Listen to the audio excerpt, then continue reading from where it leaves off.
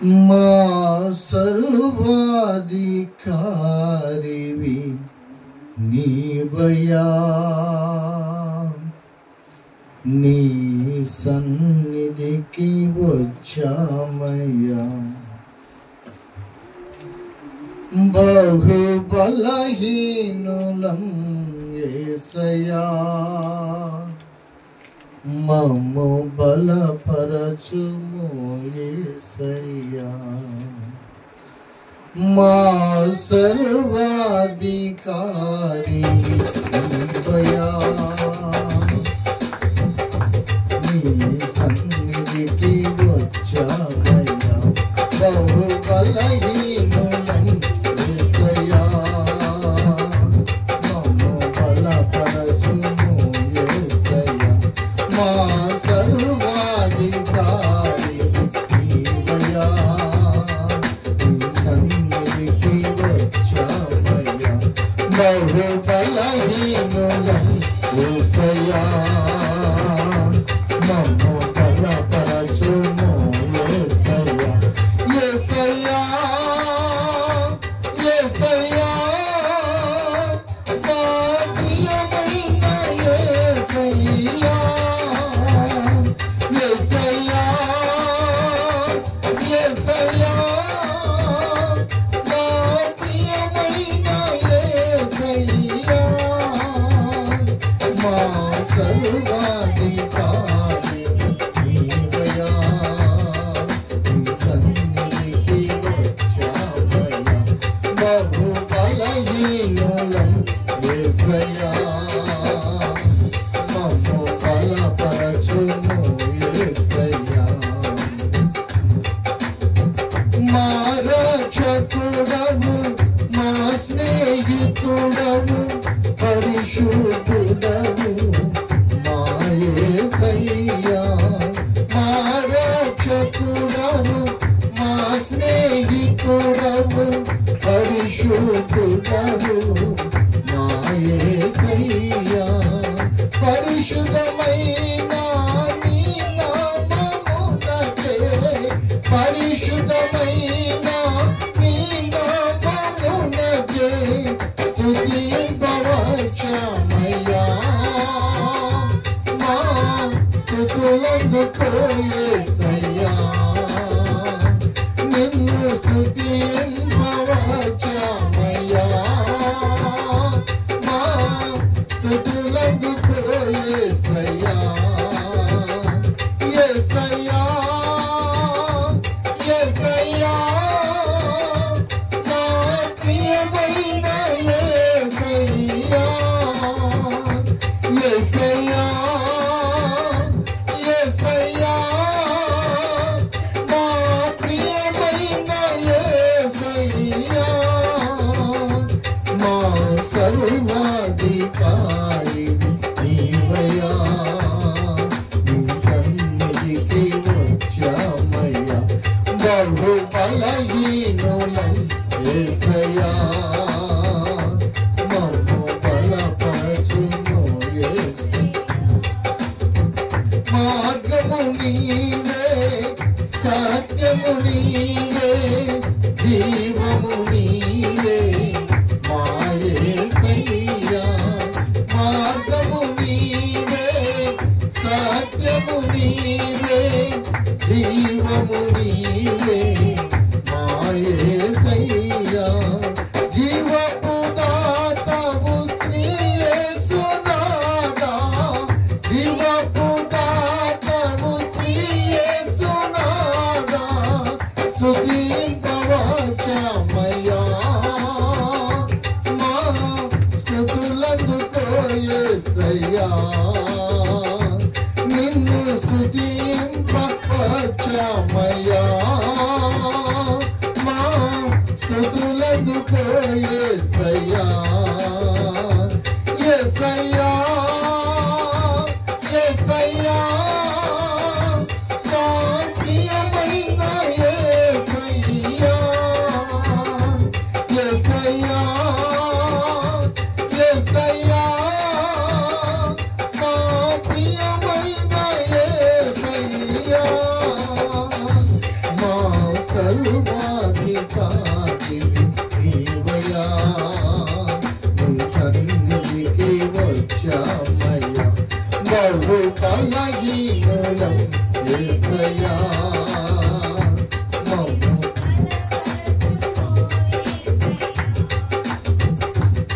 తిరిగితివయ్యా, కలిగితివయ్యా, కలువరిలోన నా యేసయ్యా, విరిగితివయ్యా, కలిగితివయ్యా, కలువరిలోన నా యేసయ్యా, విరిగి నలిగిన హృదయాలతోనే,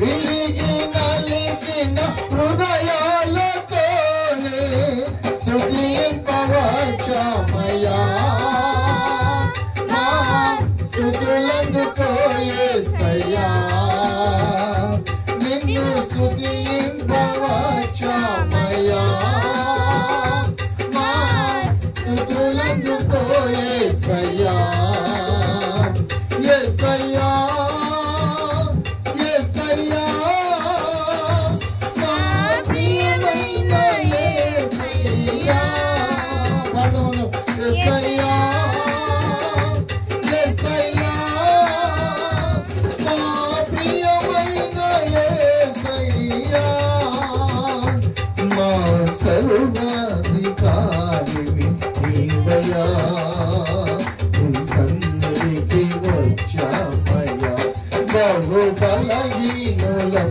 యేసయ్యా, మమ్ము బలపరచుము యేసయ్యా, మా సర్వాధికారివి నీవయ్యా, నీ సన్నిధికి వచ్చామయ్యా, బహు బలహీనులం యేసయ్యా, మమ్ము బలపరచుము యేసయ్యా, యేసయ్యా, యేసయ్యా, మా ప్రియమైన యేసయ్యా, యేసయ్యా, యేసయ్యా, మా ప్రియమైన యేసయ్యా, యేసయ్యా, యేసయ్యా, మా ప్రియమైన యేసయ్యా, యేసయ్యా,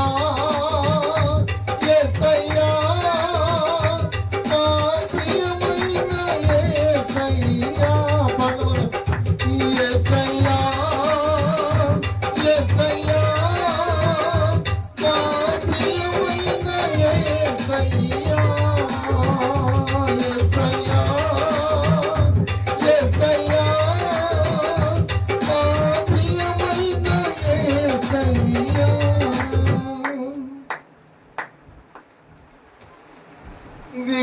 విరిగితివయ్యా, నలిగితివయ్యా, కలువరిలోన నా యేసయ్యా, విరిగి నలిగిన హృదయాలతోనే, విరిగి నలిగిన హృదయాలతోనే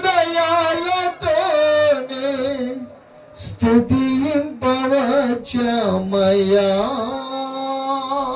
మా స్తుతులందుకో యేసయ్యా, నిన్ను స్తుతింపవచ్చామయ్యా, మా స్తుతులందుకో యేసయ్యా, యేసయ్యా, యేసయ్యా, మా ప్రియమైన యేసయ్యా, యేసయ్యా, యేసయ్యా, మా ప్రియమైన యేసయ్యా.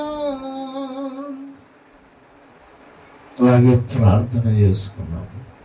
ప్రేమ నమ్మకం కలిగిన తండ్రి, పరిశుద్ధుడానికి స్తోత్రములు నాయన. ఇంతవరకు పాటలతో ఆరాధనతో నిన్ను స్తుతించాము. ఘనపరిచాము, కీర్తించాము, కొనియాడాము. కొద్ది నిమిషాలు నీ వాక్య ధ్యానములకి వెళ్ళి నీ శరీరములో నీ రక్తములో మేము పాలు పొందవలసిన వారమై ఉన్నాము. ఆ వాక్యము ద్వారా మాతో మీరు మాట్లాడి మా లోపములు ఏమిటో మాకు తెలియపరిచి మమ్మలను నీ బలకై సిద్ధపరచమని వేడుకుంటున్నాం. వాక్యాన్ని వివరింపబోతున్న నీ దాసుడొట్టి వాడు విద్యయు జ్ఞానము లేనివాడు. తన బలహీనతలన్నిటినీ క్షమించి కడిగి పరిశుద్ధపరిచి తన నోట నీ వాక్కును తన తల మీద నీ తైలమును కుమ్మరించి కొద్ది మంది అయిన మా అందరితో మీరు మాట్లాడి బలపరచమని, ధైర్యపరచమని, నీ క్షమాపణతో నింపమని, బలకై మమ్మల్ని సిద్ధపరచమని వేడుకుంటూ వాక్యాన్ని వివరింపబోతున్న నీ దాసుని, వాక్యాన్ని వినబోతున్న నీ సంఘాన్ని నీ కృపకు నీ చేతులకు అప్పచెప్పుకుంటూ యేసుక్రీస్తు పుణ్యనామంలో సమర్పించి ప్రార్థిస్తున్నాము తండ్రి. ఆమేన్. హల్లెలూయా. ప్రభునామానికి మహిమ కలుగును గాక. కొద్ది నిమిషాలు వాక్య ధ్యానం చేసుకుందాం.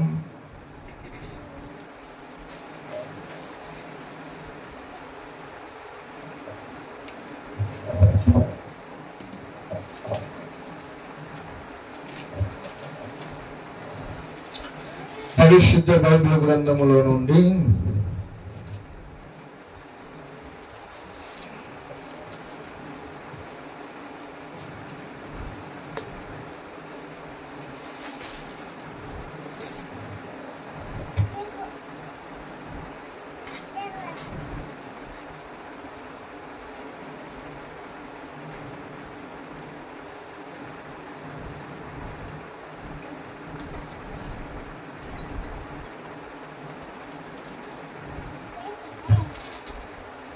ఆరవ అధ్యాయము పరిశుద్ధ బైబిల్ గ్రంథము దానియేలు గ్రంథము. దానియేలు గ్రంథము 6వ అధ్యాయము.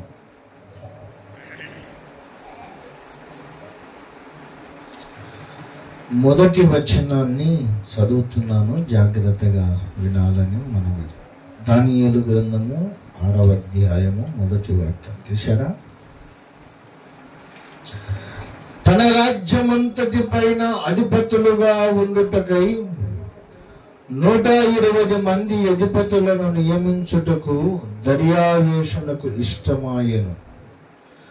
వారి పైన 3 ప్రధానులుగా నియమించెను.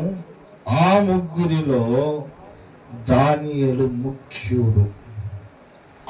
ఈ వాక్య భాగములో నుండి పరిశుద్ధాత్మ దేవుడు మనందరితో మాట్లాడునుగాక. హల్లెలూయా. స్వరమెత్తి చెబుదాం, హల్లెలూయా. క్రీస్తునందు ప్రియమైన దేవుని బిడ్డలారా, చదవబడినటువంటి వాక్య భాగములో దానియేలు గ్రంథము 6వ అధ్యాయములో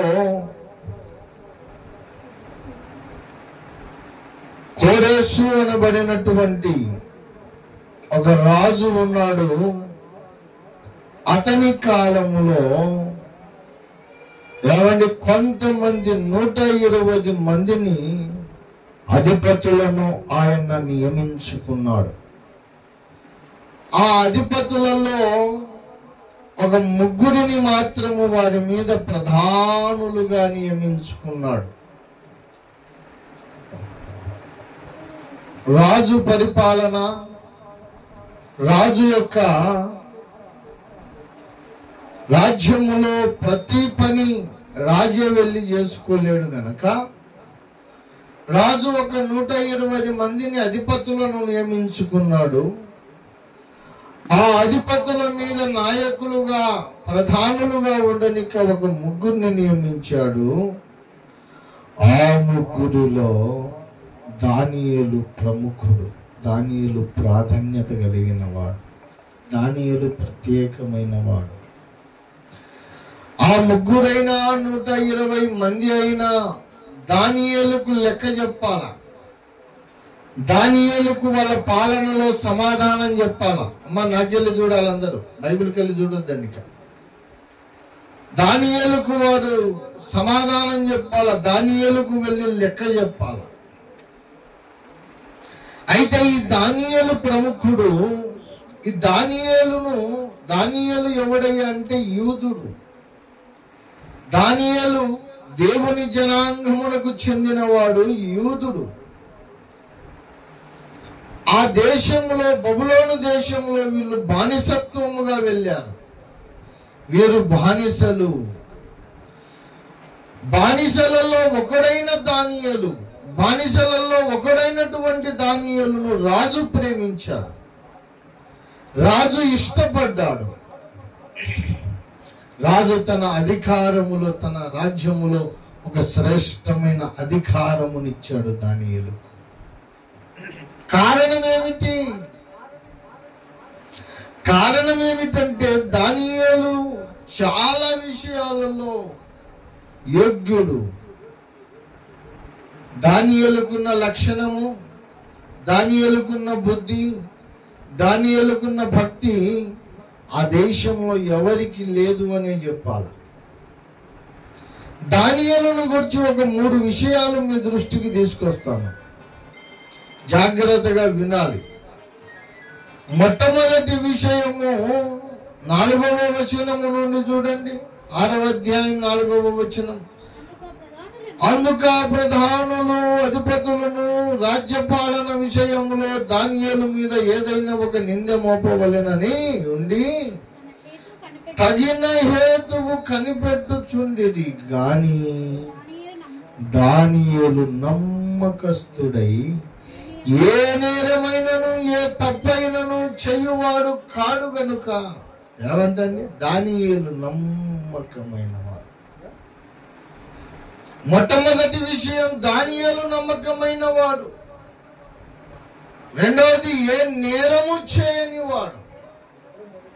నేరమైనను తప్పైనను. తప్పు అనేది వేరు, నేరం అనేది వేరు. ఏ నేరమైనను చేయని వాడు, ఏ తప్పైనను చేయని వాడు. ఇంకొకటి ఏంటంటే నమ్మకమైన వాడు. ఎవరికి నమ్మకస్తుడు? మొదట దేవునికి నమ్మకస్తుడు, ఆ తర్వాత తన అధిపతి అయిన, తన నాయకుడైన రాజుకు నమ్మకమైన వాడు.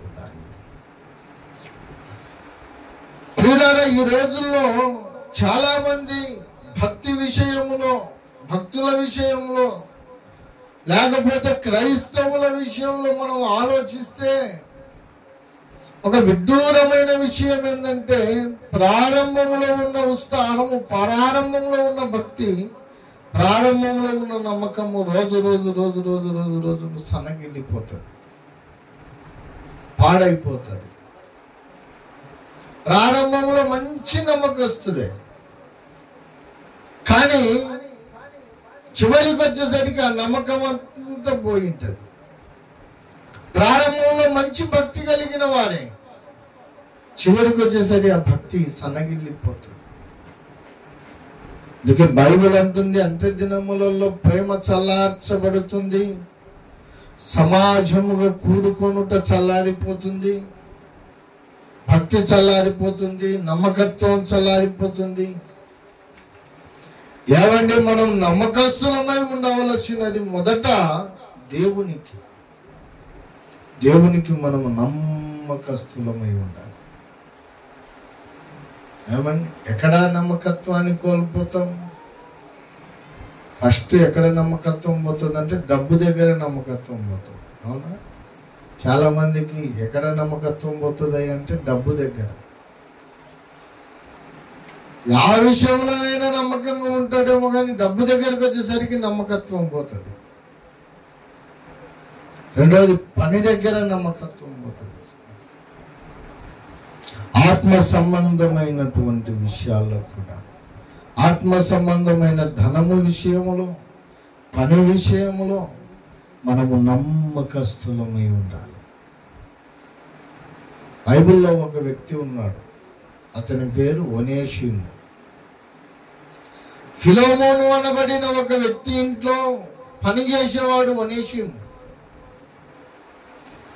ఒనేసిము ఏం తప్పు చేశాడో ఫిలోమోను దగ్గర తెలియదు, కానీ కొందరు దైవజనులు ఏమంటారంటే ఫిలోమోను ఇంట్లో ఒనేసిము దొంగతనం చేసి వెళ్ళిపోయాడు. పని చేసేవాడు ఇంట్లో దొంగతనం చేసి వెళ్ళిపోతే ఫిలోమోను పోయి, నా ఇంట్లో ఒనేసిము అనే వ్యక్తి దొంగతనం చేసి వెళ్ళిపోయాడయ్యా అని పోలీస్ స్టేషన్ కేసు పెడితే పోలీసు వాళ్ళు వాడిని పట్టుకుపోయి జైల్లో వేసినారు. ఒనేసిము అనే వ్యక్తి జైల్లో వేసినప్పుడు ఆ జైల్లో పౌలు భక్తుడు ఉన్నాడు. పౌలు భక్తుడు సామాన్యుడా? ఆ ఒనేసిము ఉన్న జైల్లోనే, పౌలు ఉన్న జైల్లోనే ఒనేసిమును వేసినారు. అక్కడ పౌలు అన్న అతనికి స్వార్థ చెప్తాడు, అతనికి రక్షణలోకి నడిపించాడు. అతడు మారు మనసు పొంది యేసును నమ్మేటట్టు చేశాడు. ఏమండి, అదే పౌలు అడిగాడు, ఏం ఒనేసిము, ఎక్కడి నుండి వచ్చావు, ఏం తప్పు చేసింటే నిన్ను ఇక్కడ పెట్టాడంటే, నా యజమానుడైన ఫిలోమోను ఇంట్లో నేను దొంగతనం చేశాను, తప్పుడు పని చేశాను, అందుకని నన్ను పోలీసు వాళ్ళు తీసుకొచ్చి జైల్లో వేశారు అన్నాడు. ఓ ఫిలోమోను నా ఆత్మీయ కుమారుడు, నీకు విడుదల చేసిన వెంటనే నువ్వు వెళ్ళు, మరలా అతని దగ్గరికే వెళ్ళు, అతడే నిన్ను చేర్చుకుంటాడు. అక్కడ పౌలన్న రాసిన మంచి ఒక మాట ఏంటో తెలుసా? మునుపు ఇతడు నిష్ప్రయోజకుడు. మునుపు ఎలాంటి వాడు? నిష్ప్రయోజకుడు. ఇప్పుడైతే నీకును నాకును ప్రయోజకురుడు. ఏమంట? మునుపు పనికిరాని వాడండి, మునుపు దొంగ అండి, మునుపు నమ్మకము లేని వాడండి, అపనమ్మకస్తుడండి. ఇప్పుడైతే అతడు నమ్మకమైన వాడు, దేవునికి నీ సేవకునికి ఉపయోగపడేవాడు అని ఉంది, రాయబడింది అక్కడ. ఏమండి, మునుపు జీవితము నమ్మకత్వము లేని జీవితమే, రక్షణ పొందిన తర్వాత కూడా నమ్మకత్వము లేని జీవితమే జీవిస్తే మన భక్తికి అర్థం అంటూ ఏమీ ఉండదు. అర్థమైనటువంటి భక్తి అది. మునుపు ఎలా బ్రతికావో, మనము నూతన సృష్టి. మొదట దేవునికి మనం నమ్మకస్తులమై ఉండాలి, తర్వాత మన సేవకునికి, మన అధికారులకు మనం నమ్మకస్తులమై. దానియేలు నమ్మకమైన వాడు, ఏ తప్పైనను నేరమైనను చేయనివాడు. దానియేలును రాజు కొంచెం హెచ్చించేసరికి ఆ పక్కన వాళ్ళకందరికి కొంచెం కడుపు మంట పుట్టింది. అరే, మన మీద దానియేలు అధికారి కావడం ఏందిరా, దానియేలుకు మనం పోయి లెక్క చెప్పడం ఏందిరా, వాడొక యూదుడైపోయా, మనుష్యుడైపోయా, మనమేమో స్వతంత్రులము, మనం వెళ్ళి వానికి లెక్క చెప్పడం ఏమిటి? వాని మీద యాదో ఒకటి నేరం మోపి వానికి రాజు దృష్టిలో, ఏమండి, రాజు దగ్గర వానికి కొంచెం శిక్ష పడేటట్టు చేయాలరా అని పక్కన వాళ్ళందరూ ఊరిపోతున్నారు దానియేలు మీద. దానియేలు నమ్మకమైన వాడు, ఏ తప్పు చేయని వాడు, నేరమైనను చేయని వాడు. ఎంత వెతికినా అతనిలో నేరము దొరకకునుందంట, తప్పు దొరకకునుందంట. దానియేలు దేవుని సన్నిధిలో, ఏమండి, రాజు సన్నిధిలో నమ్మకమైన వాడు. మొదటి విషయం. ఆ తర్వాత వీళ్ళు పక్కన వాళ్ళందరూ దానియేలు మీద ఏదన్నా నేరం మోపాలి అని వెతుకుతూ ఏది దొరకకపోతే చివరికి ఏం చేశారంటే వీళ్ళు రాజు దగ్గరికి వెళ్ళి ఒక శాసనం పెట్టారు. ఏం శాసనం పెట్టారయ్య అంటే, దానియేలు ఏమైనా మానేస్తారు కానీ ప్రార్థన మానడు, ప్రార్థన చేయడము మానడు. అతని ప్రార్థనకు ఆటంకము కలుగజేస్తే అతడు ఏమైనా నేరము చేయనికి అవకాశం ఉంటుంది. ప్రార్థనకు ఒకవేళ ఆటంకము కలిగించినప్పటికీ ప్రార్థన చేస్తే అతనికి శిక్షించడానికి అవకాశం ఉంటుందని వీళ్ళు ఆలోచన చేసి రాజు దగ్గరికి పోయి రాజుకు చెప్పారు, రాజా నీ సమక్షంలో మేము ఒక శాసనము వేయాలనుకుంటున్నాం, మీరు ఒక శాసనం జారీ చేయాలి రాజా. ఏమిటి అంటే, మన దేశంలో చాలా మంది వారి వారి దేవుళ్ళను మొక్కుకుంటున్నారు, పూజలు చేసుకుంటున్నారు, ప్రార్థనలు చేసుకుంటున్నారు, హోమాలు చేసుకుంటున్నారు. అయితే ఒక 30 రోజుల పాటు ఎవరు ఏ దేవుణ్ణి ప్రార్థించకూడదు, మొక్కకూడదు, పూజ చేయకూడదు, హోమాలు వేయకూడదు. అందరూ కూడా రాజు అయిన నిన్నే వాళ్ళు నమస్కారం చేయాలి. ఎవరైనా ఒకవేళ అలాంటి రాజు శాసనమును కాదని వాళ్ళ దేవునికి ప్రార్థన చేసినా, పూజలు చేసినా అతడు సింహాల గృహలో పడవేయబడును అని ఒక శాసనమును నువ్వు తయారు చేయ రాజా అన్నాడు. రాజు కూడా దాన్ని మెచ్చుకున్నాడు. ఓహో, నన్నే మొక్కుతారు కదా, నేనే హైలైట్ కదా, నేనే గొప్ప కదా అనుకొని రాజు ఆ అధిపతులు చెప్పిన మాటను బట్టి ఒక శాసనాన్ని ఏర్పరిచి దాని మీద సంతకం చేశాడు. దేశమంతా చాటింపు చేశారయ్యా.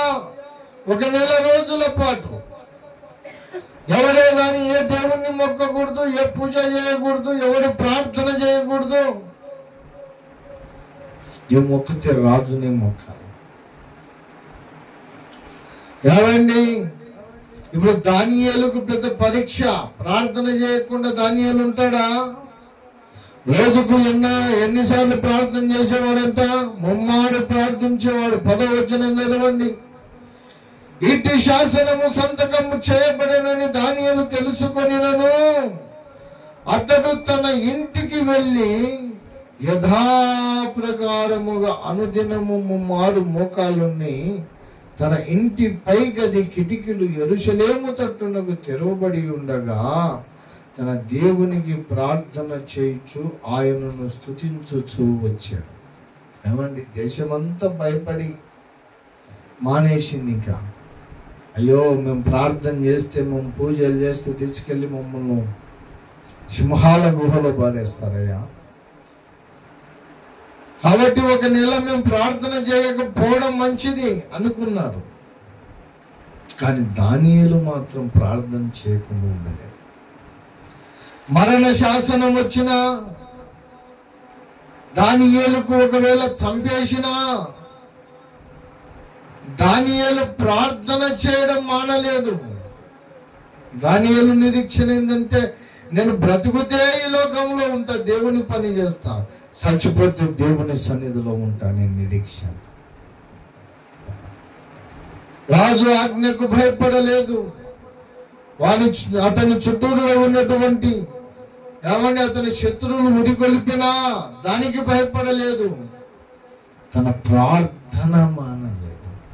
ఒక మాట చెప్తా, కొన్నిసార్లు మనము దేవుణ్ణి నమ్ముకొని నీతి మాలిన పనులన్నీ చేస్తే మనకి ఆటంకాలు ఉండవు. పరిశుద్ధంగా నీతిగా బ్రతికినప్పుడు నీ చుట్టే గోతులు దొగతోళ్ళు ఉంటారు. మీ పక్కన వాళ్ళే. ఎవరయ్యా గోతులు దొగేదంటే పక్కన వాళ్ళే, మన ఇంటోళ్ళే. ఈ మధ్య సోషల్ మీడియాలో ఎక్కువ హల్చల్ అవుతుంది. ఐబొమ్మ రవి కదా, ఐబొమ్మ రవి. మనకి 2019 నుండి చేస్తున్నాడంట హ్యాక్, సినిమాలు ట్రాక్ చేయడం. 2019 నుండి చేస్తుంటే పోలీసులు ఈ సినీ యాక్టర్లందరూ నెత్తి నోరు కొట్టుకుంటున్నాడు. ఎవడు చేస్తున్నాడు రా ఇది, ఎవడు చేస్తున్నాడు ఇది, ఎవరికి అర్థం కావట్లేదు. మహా తెలివి కలిగినోడు వాడు. తీరా లాస్ట్ పోలీసు వాళ్ళే వానికి వెతుకుతుంటే వాడు పోలీసు వాళ్ళకే వార్నింగ్ ఇచ్చినాడు, మీరు నన్ను పట్టుకుంటే మీ డేటా మొత్తం బయట పెడతా, జాగ్రత్త అని. ఎవరు బతకలేకపోయినారు వానికి. మొన్న పట్టుకున్నారు. ఎట్లా పట్టుకున్నారో తెలుసా? వాని పిల్లమే వానికి పట్టించింది. దేశమంతా లబోదిబో పట్టుకొని వాడిని పట్టుకోలేక తల కింద తపస్సు చేస్తుంటే తీర వాని పిల్లం వానికి పట్టించేసి.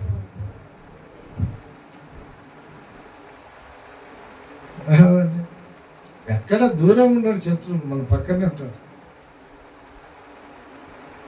వాడు ఏం నేరం చేశాడో ఏమో కానీ సినిమా హీరోలందరూ కూడా పోలీసు వాళ్ళని సన్మానాలు చేస్తుంటే ప్రజలేమో ఏమి సపోర్ట్ చేస్తున్నారు. పేదల దేవుడు అంట వాడు, ఫ్రీగా సినిమాలు చూపిస్తున్నాడు అంట.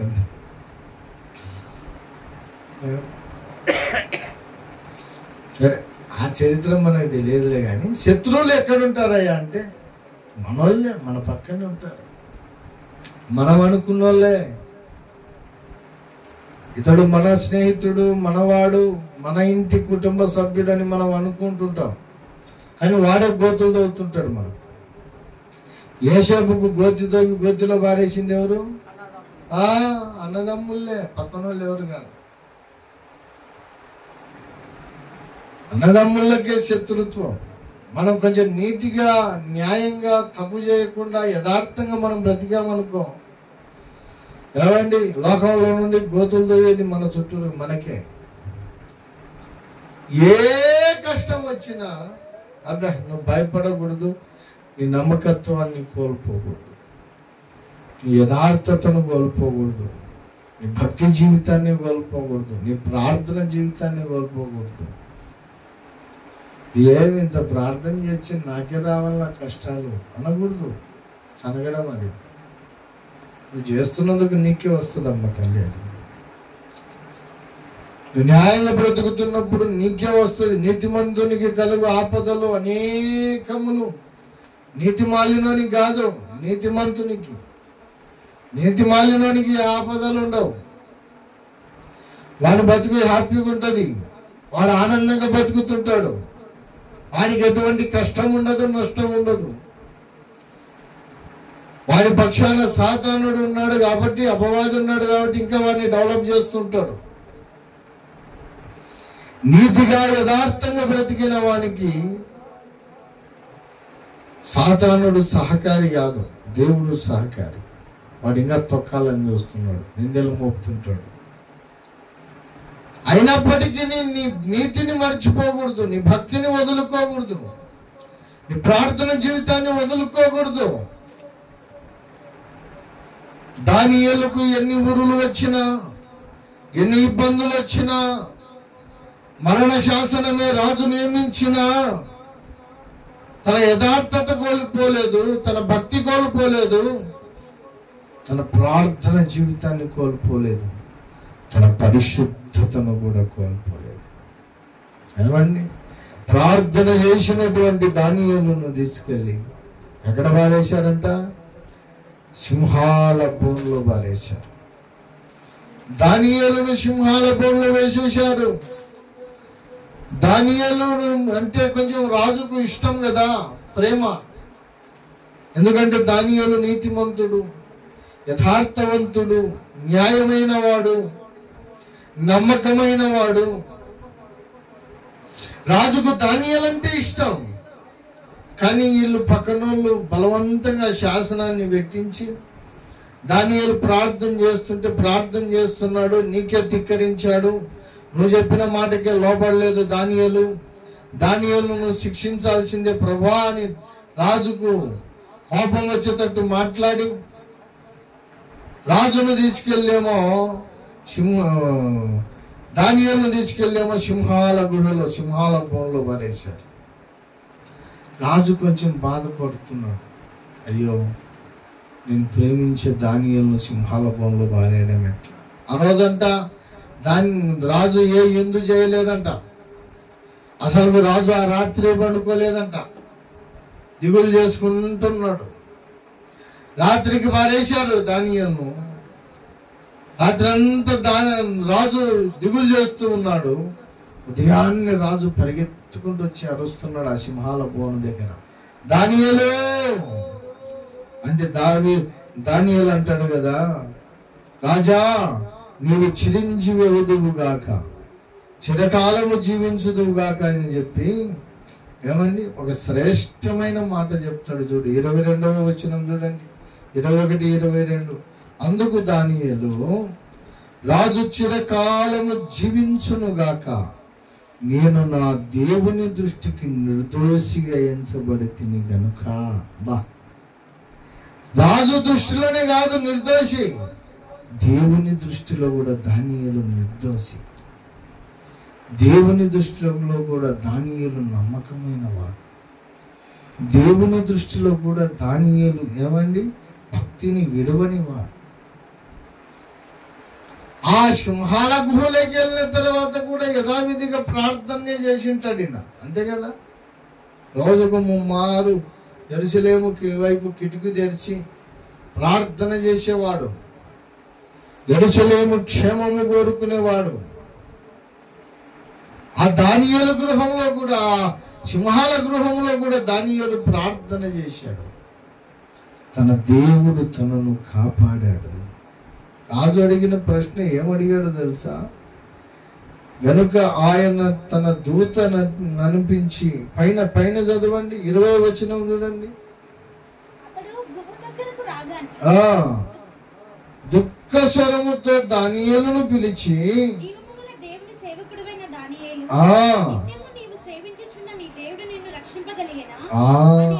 ఎంత చక్కటి మాట.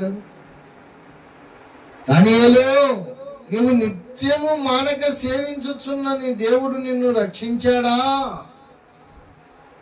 అనేసరికి దానియేలు అంటాడు, రాజు చిరకాలము జీవించునుగాక అనేసరికి రాజుకు ధైర్యం వచ్చేసింది. దానియేలు బ్రతికి ఉన్నాడు. ఇంకా సింహాల గుహలో బారేసిన దానియేలు బ్రతికి ఉన్నాడు. కిందంటాడు కదా, నేను నా దేవుని దృష్టికి నేను నిర్దోషిని గనుక ఆయన తన దూత నంపించి సింహములు నాకు ఏ హాని చేయకుండా వాటి నోళ్ళు మోయించాను రాజా. నేను నీ దృష్టికి నేరము చేయను అన్నాడు. తన దూతలను పంపించి ఆ సింహాల నోలను మూయించేశాడండి. దానియేలును రాజు ప్రేమించాడు. ఒక బానిసలో ఉన్న దానియేలు ఆ దేశంలో ఒక ప్రధాన స్థానంలో ఉన్నాడు.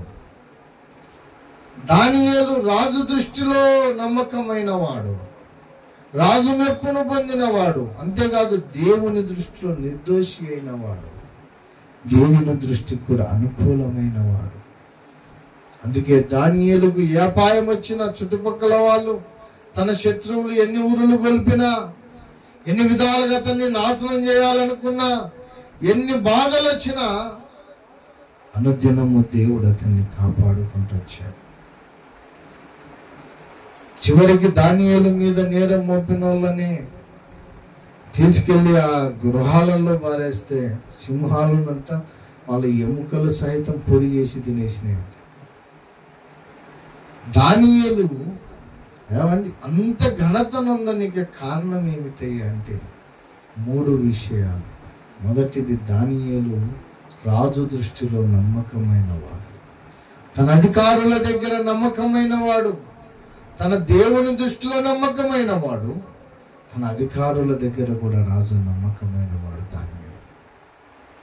రెండవదిగా, దానియేలు దేవుని దృష్టిలో నేరము చేయని వాడు, అలాగే రాజు దృష్టిలో కూడా ఏ నేరము చేయని వాడు. మూడవదిగా, దానియేలు ఎన్ని కష్టాలు వచ్చినా ప్రార్థన విడువని వాడు.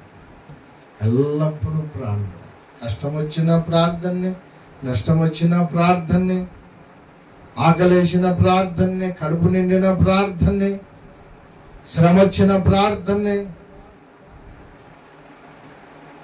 సింహాల గుహ బయట ప్రార్థన చేసినందుకు సింహాల గుహలో వారేశారు.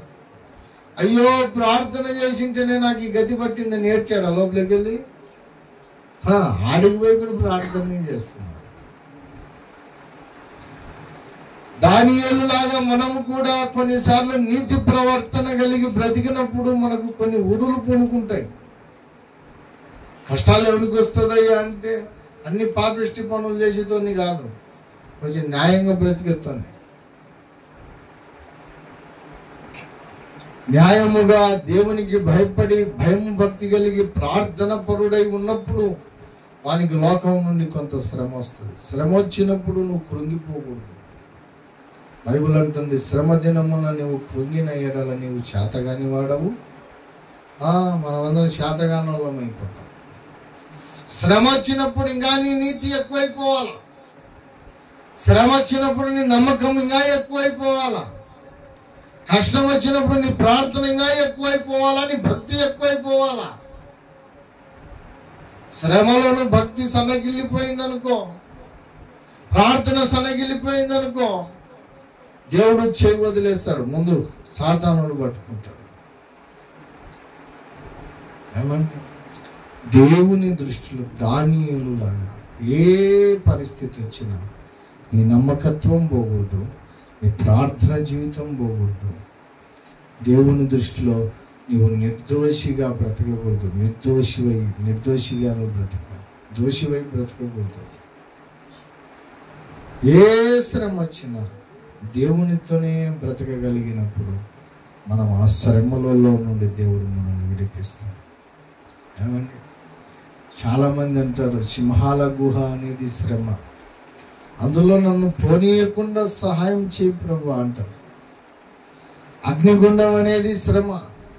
షద్రక్ మేషక్ అబేద్గోలను అగ్నిగుండంలో పడేశారు. అగ్నిగుండములు అనేది శ్రమ. అక్కడికి పోకుండా నన్ను కాపాడు ప్రభు అంటారు. కాబట్టి ఆడికి పోకుండా కాపాడబడడం కాదు భక్తుని లక్షణం. దాంట్లోకి పోయినా కానీ క్షేమంగా బయటకు వచ్చేతోడు భక్తుడు లక్షణం. ఇంకొక మాట చెప్తా, నీకు అర్థం కాని నీ భాషలో చెప్తా. బంగారుకు నోరే ఉండి మాట్లాడే మాటలే వచ్చింటే, నీ ఇంట్లో ఉన్న బంగారుతో నువ్వు రోజు మాట్లాడుతుంటే బంగారు కొన్నాళ్ళకి ఏమైపోతుంది? కొంచెం నల్లబడిపోతుంది. అవునా?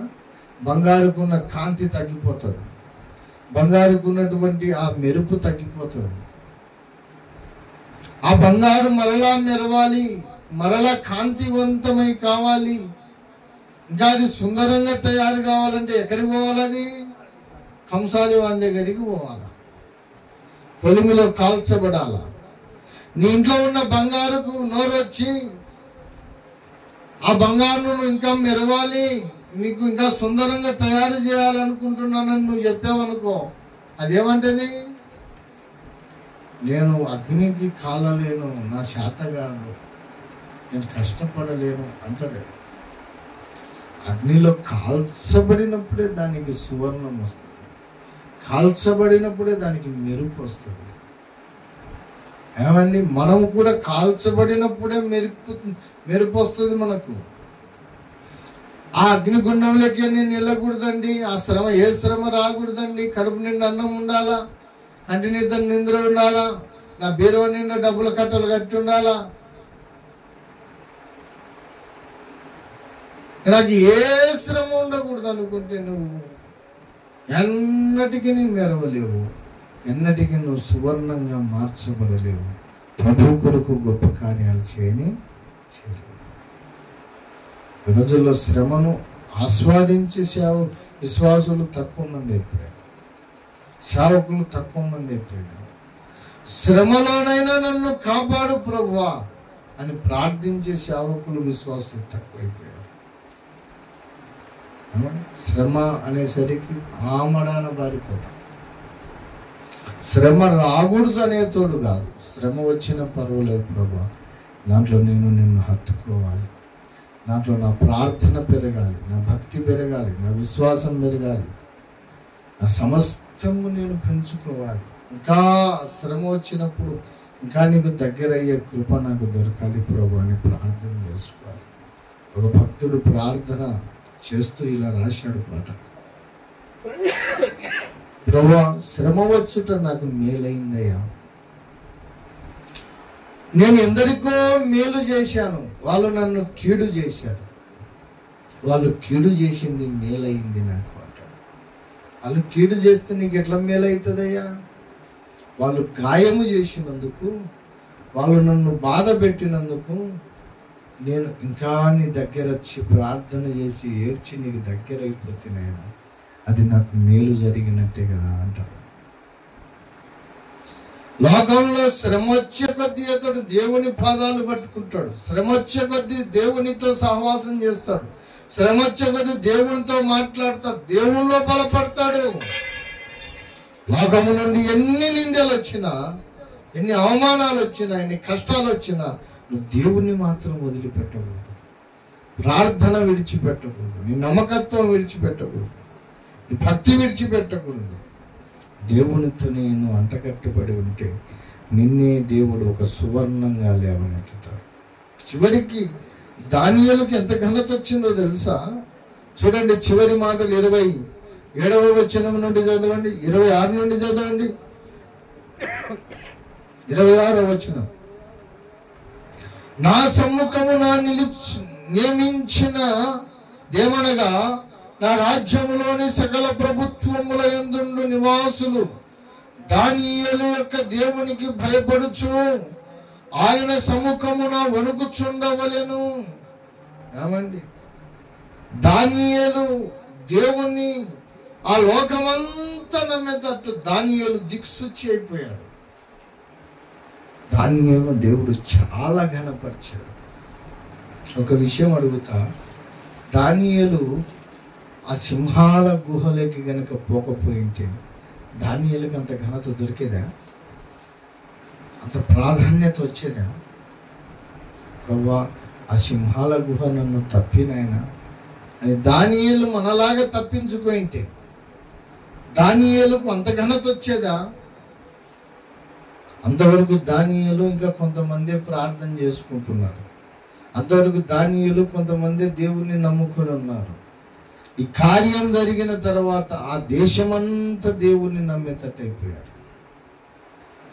ఏ కార్యం జరిగింది, ఏ అద్భుత కార్యం మన దగ్గర జరిగింది, ఓడు ప్రభుని అంగీకరించలేడు. లోకం మన వైపు చూడాలి, లోకము మనల్ని మెచ్చుకోవాలి, మన మీద ఉరులు పూరిన వాడు, మన మీద ఏమండి నేరాలు మోపిన వాడు, నిందలేసిన వాడే, వాడు నివ్వెరపోయి మనకెళ్ళి చూసి మన దగ్గరకు వచ్చి కూర్చునే వాళ్ళంటే మనం శ్రమల కొలిమిలో నుండి బయటికి రావాలి. కొలిమికి పోకుండా మనం మెరసలేము. శ్రమ అనే కొలిమిలోకి వెళ్ళాలి. ఆకలి ఉండాలి, దప్పుగా ఉండాలి, కష్టాలు ఉండాలి, ఏడుపు ఉండాలి. లోకంలో నిందలేసే వాళ్ళు మనకు ఉన్నారు. నిందలేని ఏం భయపడదు, నిందలేస్తుంటాడు. ఏమండి, మాట్లాడుకుంటాడు. లోకము ఎట్లయినా ఉండని గాక ఈ చివరి దినాల్లో నీవు దేవుణ్ణి వదలకుండా ప్రార్థన యందు నమ్మకంగా, ఏమండి, ఏ దోషము చేయకుండా నమ్మకంగా ఆ భక్తిలోను ఎదగతూనే ఉంటే దేవుడు నీ పక్షాన నుండి రేపు నిన్నే దేవుడు ఒక ధ్వజముగా ఎత్తి పెడతాడు. ఈరోజు కొన్ని చిన్న శ్రమలు వచ్చేసరికి, కొన్ని చిన్న కష్టాలు వచ్చేసరికి దేవుని వదిలి పారిపోయినాం అనుకో, నీ చాప్టర్ ఆన్నే క్లోజ్ అయిపోతాడు. ఆ తర్వాత చాప్టర్ ఏముండదు. ఇంకా పౌలుతో కొందరు సేవ చేయడానికి వచ్చారు. పౌలుతో కొందరు సేవ చేయడానికి వస్తే పౌలు లాంటి శ్రమలు వాళ్ళు పడలేక, ఆ కష్టం అనుభవించలేక, ఆ శ్రమను అనుభవించలేక మధ్యలో పౌలును వదిలేసి పారిపోయినాడు అందరూ. పరిశుద్ధ బైబిల్ గ్రంథంలో అంతవరకు వాళ్ళ పేర్లు రాయబడింది, ఆ తర్వాత వాళ్ళ చరిత్ర లేదు. అర్థమైందన్నమాట. పౌలు చివరి వరకు తన దేవుని కొరకు శ్రమ పడడానికి ఇష్టపడ్డాడు.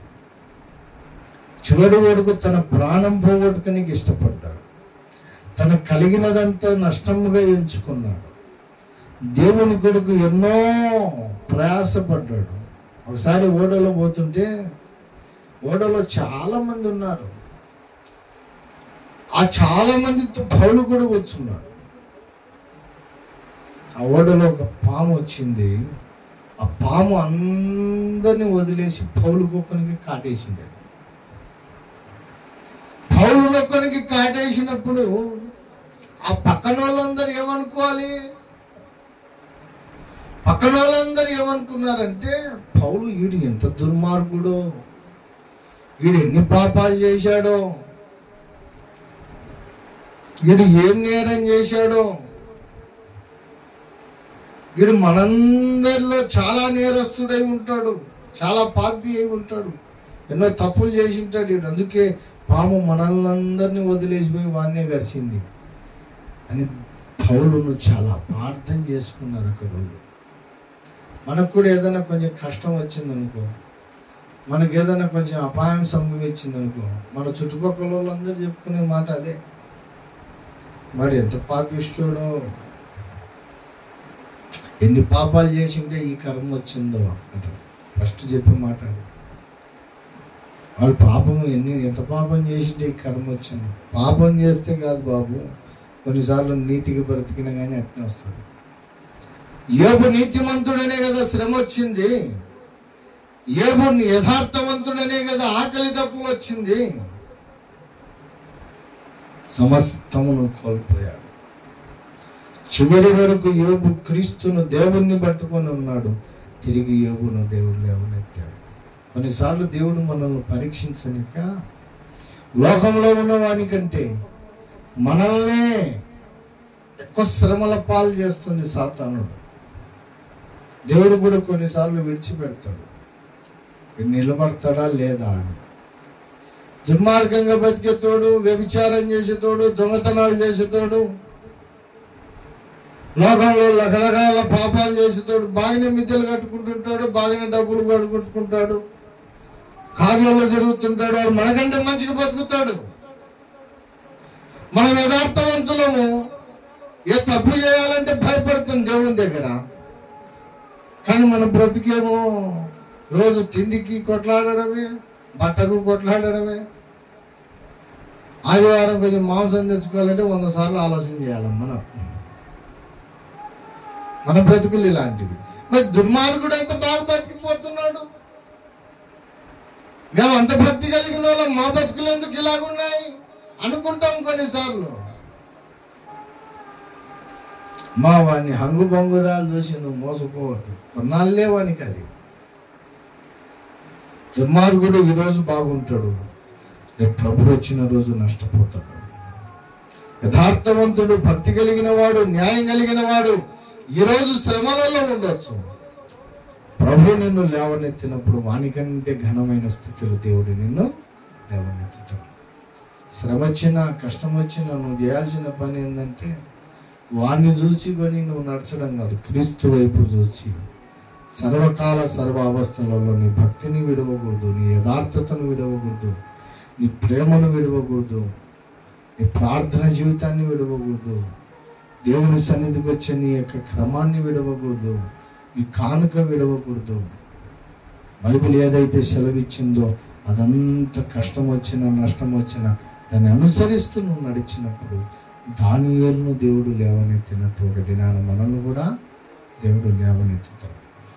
ఈ రోజు కష్టాన్ని బట్టి మనం కుంగిపోయినాం అనుకో, మన చాప్టర్ ఇంకా అక్కడి నుంచి క్లోజ్ అయిపోతుంది. తర్వాత చరిత్ర ఉండదు, ఇంకా చరిత్ర తర్వాత జీవితం ఉండదు. కష్టం వచ్చినా నష్టం వచ్చినా నిలబడినప్పుడు అవతల చరిత్ర ఉండదు. పౌలులాగా కనుక ప్రియులారా, దానియేలులాగా యథార్థవంతులమై, ప్రార్థన పరులమై, నిర్దోషులమై దేవుని సన్నిధిలో నమ్మకంగా ఉండి దేవుడిచ్చే బహుమానముకై ఎదురు చూచి నిలబడుదాం. గొప్ప బహుమానము పొందుకునే స్థితిలో నిరీక్షణ కలిగి బ్రతుకుదాం. దేవుడు అట్టి కృప మనకు అందరికీ దయచేయను గాక. ప్రార్థన చేసుకుందాం, అందరము ప్రార్థన చేసుకుందాం. మోకరించి కన్ను మూసుకొని ప్రార్థన చేసుకుందాం. హల్లెలూయా, హల్లెలూయా.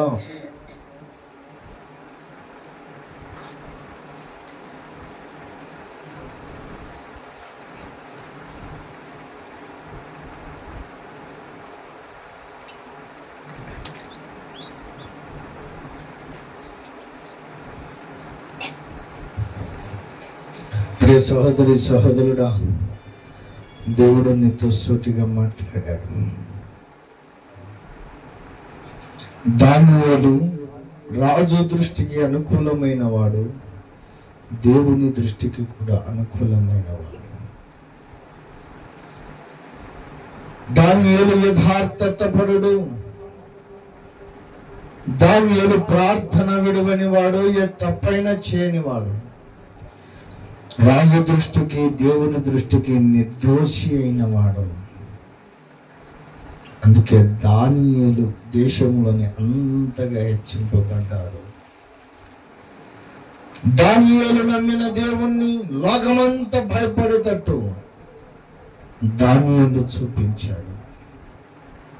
సహోదరి, మనము కూడా యథార్థతను విడవనప్పుడు, ప్రార్థన జీవితం విడవనప్పుడు, నీతిగా బ్రతికినప్పుడు దానియేలు లాంటి సింహాల బోన్లు మనకు కూడా వస్తుంటాయి. మన చుట్టూ ఉన్న వారే మనల్ని ఉడిపొలుతూ ఉంటారు. మనల్ని పాడు చేయాలని, మనల్ని నాశనం చేయాలని చూస్తూ ఉంటారు. ఏ కష్టం వచ్చినా, ఏ నష్టం వచ్చినా, ఎన్ని శ్రమలైనా నీ యథార్థతను కోల్పోకుండా, నీ ప్రార్థన జీవితాన్ని కోల్పోకుండా, నీ భక్తి జీవితాన్ని కోల్పోకుండా నువ్వు నిలబడిన ఎడల దానియేలును దేవుడు పైకి లేవనెత్తినట్టు మనల్ని కూడా ఒక దినాన పైకి లేవనెత్తబోతున్నాడు.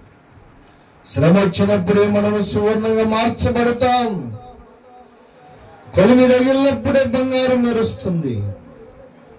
మనకు కూడా శ్రమ అనే కొలిమి తగిలినప్పుడు, ఆకలి దప్పులనే శ్రమ తగిలినప్పుడు మనము కూడా కొలిమిలో సువర్ణంగా మార్చబడిన శుద్ధములాగా, అలాంటి దేవుని కొరకు మెరిసే ఒక గొప్ప భక్తురాలి, భక్తుడవైతావు. శ్రమ రాకుండా కాపాడు ప్రభువా అని చేసే ప్రార్థన కంటే శ్రమలో నుండి నన్ను లేవనెత్తు ప్రభువా అనే ప్రదేశ ప్రార్థన విలువైనది. శ్రమ రావద్దని నేను చెప్పను, కానీ ఆ శ్రమను తట్టుకొని అక్కడ నుంచి లేవనెత్తే కృప నాకు దయచే ప్రభా అని దాని కొరకు నువ్వు సిద్ధపడితే నువ్వు గొప్పదాని అవుతావు. ఎలాగున్నామో ఒకసారి నిన్ను నువ్వు పరీక్షించుకో, ఒక మారు నిన్ను నువ్వు ప్రతిష్ఠించుకో. ఈ మధ్యాహ్న కాలం ముందు ఒకవేళ ఈ లోక భయముని పొందుకొని, ఈ లోకము బట్టి నిందను భయపడి, లోకము బట్టి శ్రమను భయపడి నీ యథార్థతను కోల్పోతున్నావేమో, నీ ప్రార్థన జీవితాన్ని కోల్పోతున్నావేమో, నీ భక్తి జీవితాన్ని కోల్పోతున్నావేమో. ఒకసారి నిన్ను పరీక్షించుకోవాలని ప్రభు పేట నీకు మనవి చేస్తున్నా.